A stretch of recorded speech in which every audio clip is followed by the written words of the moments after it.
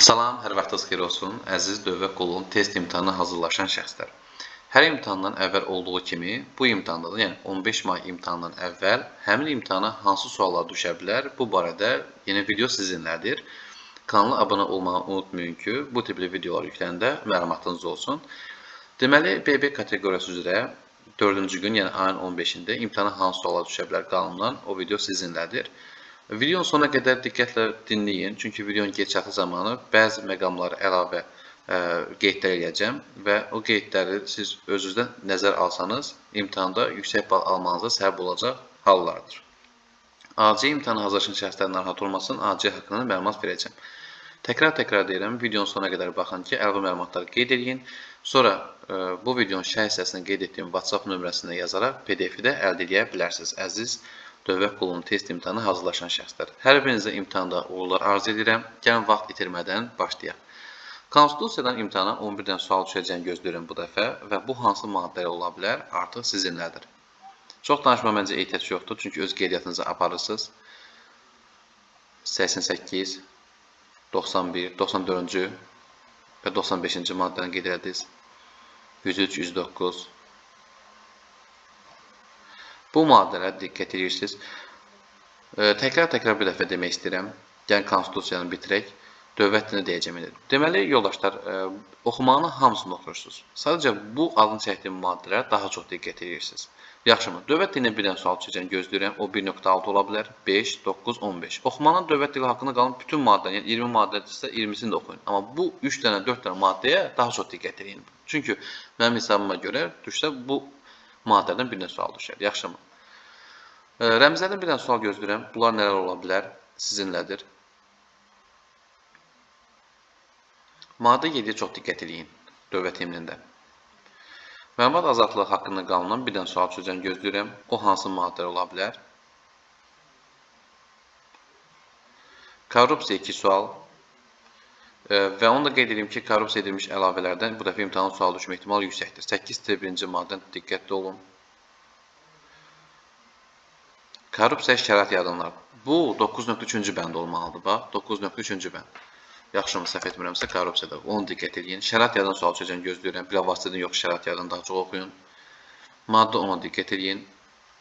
Maddə 11-2.3-ə diqqət edin. Və 12.2.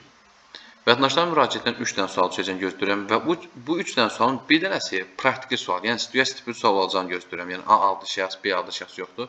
Bax, vətəndaşların müraciətini çox qəşəng oxuyursunuz. Bu maddələrə daha çox diqqət edin. Elektron imzadan 4 dənə sual düşəcək.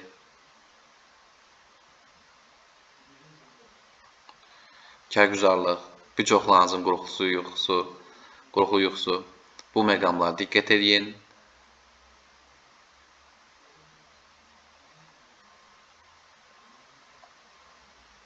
%30-cu bənd bu dəfə imtahan sual düşəcəyini gözləyirəm.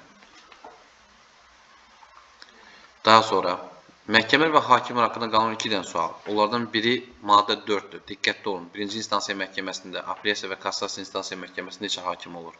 Maddə 5. Məhkəmə Azərbaycan Respublikasının adına hansı qətnamələr qərara çıxarır? Maddə 8 və maddə 19-a diqqət edirsiniz. Məhkəmə və hakimdən.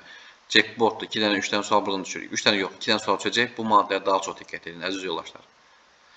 Və kanala abunə olmağı da unutmayın ki, imtahandan sonra canlı yayım açacağım. Həmin imtahan suallarını sizinlə paylaşacağım. Ona görə də kanala abunə olmağı unutmayın. Əziz bu videoya baxan bütün namizədlər. Etik davranışdan 4 və ya 5 dənə sual düşəcəyini gözləyirəm.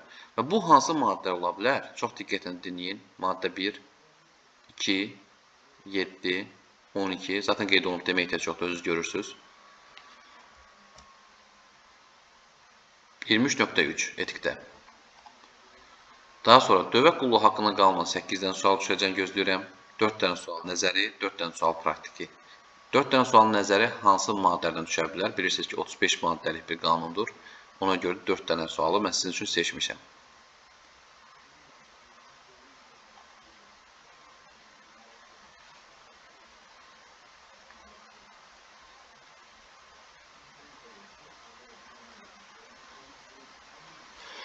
Otuz bir xidmət fəaliyyətinin qiymətləndirilməsindən 15 maddi imtahanından bir dənə sual gözləyirəm. Bax, bir dənə sual buradan çözəcəyini gözləyirəm. Diqqətli olun.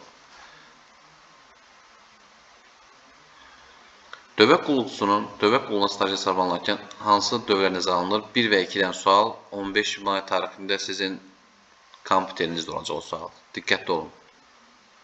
Yaxşı, buradan imtahanın 1 və 2-dən sual düşəcək. 4 dənə sualda praktik necə sual düşə bilər? Nümunəsini göstərmişəm. Bax, bunlara diqqət edin. Bu tipli məqamları araşdırın. Və bu da oldu bizim nə?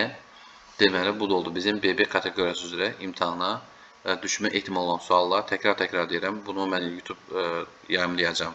Birazdan kim PDF əldə etmək istəyirsə, şərh hissəsində qeyd olunmuş WhatsApp nömrəsindən mənə yazaraq mənim PDF əldə edə bilər. AC imtahana hazırlaşan şəxslər sizdə əlavə qanunlar var. Onlar da 3-cü gün, yəni imtahanın bir gün qabaq canlı yayım açacağam. Ona görə də həmin canlı yayımları izləməyi unutmayın. Videonu bura qədər izləyənlər sizə təşəkkür edirəm. Əlavə çox vaxtınızı aparmadan bu məqamda qeyd etmək istəyirəm ki, ayın 4, yəni 4-cü gün imtahan günüdür. 3-cü gün isə imtahan günündən bir gün qabaq YouTube kanalında canlı yayım açacağam. Həmin canlı yayımda mən imtahanda nələr diqqət yetirmək lazımdır, bal artıran məqamlar, kateqoriya təsnifatlar haqqında bir daha məlumat verəcəm. Həmin canlı yayımda AC haqqında, AC hazırlaşan şəxslər hansı məqamlara diqqət etməlidir, onlar haqqında da ümumi məlumat verəcəm. Yaxşımı? Hər birinizə uğurlar arzu edirəm. İmtahanda görüşəndək.